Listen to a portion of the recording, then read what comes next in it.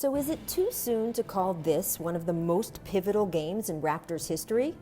Yes, or actually no, because this core group in Toronto, spearheaded by Kyle Lowry and DeMar DeRozan, coached by Dwayne Casey, well, they are inarguably the most successful group this franchise has ever had.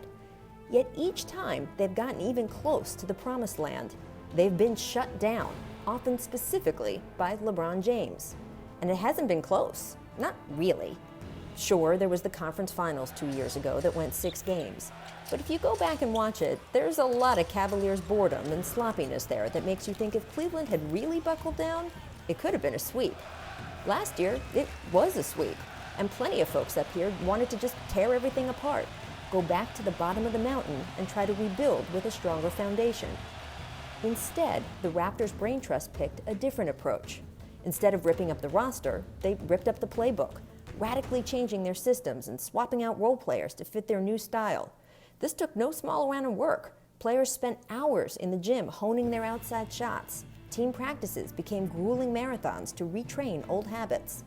And then they took the show on the road, game after game, from New York to Memphis, from Portland to Miami, and back again, trying to hone it all.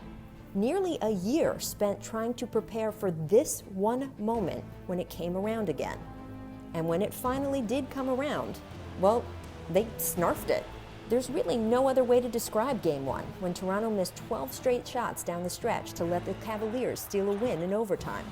And if the Raptors somehow blow Game 2, or even if they don't blow it but just flat out lose it, I mean down 0-2 heading back to Cleveland, we all know how that ends. And then, does this whole era of Raptors basketball, this most successful ever era, does that end too? Could you justify keeping this team together if they collapse that epically again? As for Cleveland, well, you could say this game doesn't matter quite as much. Certainly the Cavs could just be happy with the split and go home.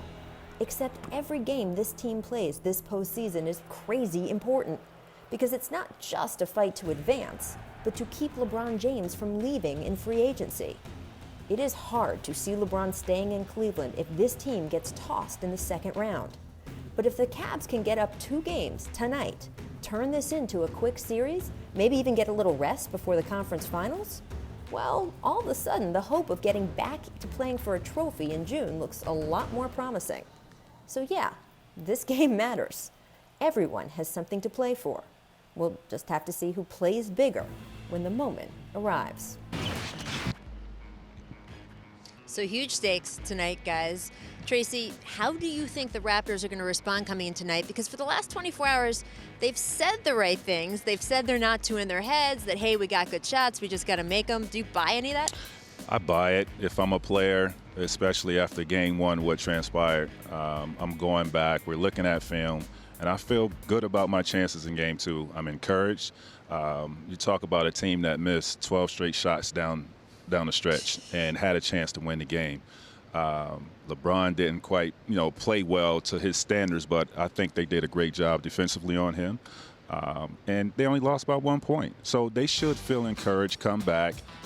They got to tweak their game plan just a little bit. I don't think they could allow Kyle Korver, J.R. Smith, and those guys to get the wide open looks that they get. They got to just let LeBron go for 40 and kind of hold those other guys back, because the problem is if you let LeBron get 25, 30 points, 13 assists or whatever, and those other guys are making shots, you're not going to win the game. So you got to pick your poison. I think they'll do a better job tonight. So he just explained what a normal team with no baggage or history, how they would go into a Game 2. You've spent so much time around these Raptors. Do you think that they're going to be normal the way he explains? They're never normal. They'll never be 100% normal. But I think they're okay. Yeah. Like, I was at their practice yesterday. I talked to some of their guys off the outside of their media sessions. They seem legitimately okay. Now, they have some structural issues in this series. Like, if the Cavs are going to start Kevin Love at center, that's going to be hard for Valanciunas, and I don't think the Cavs exploited that quite enough in Game 1.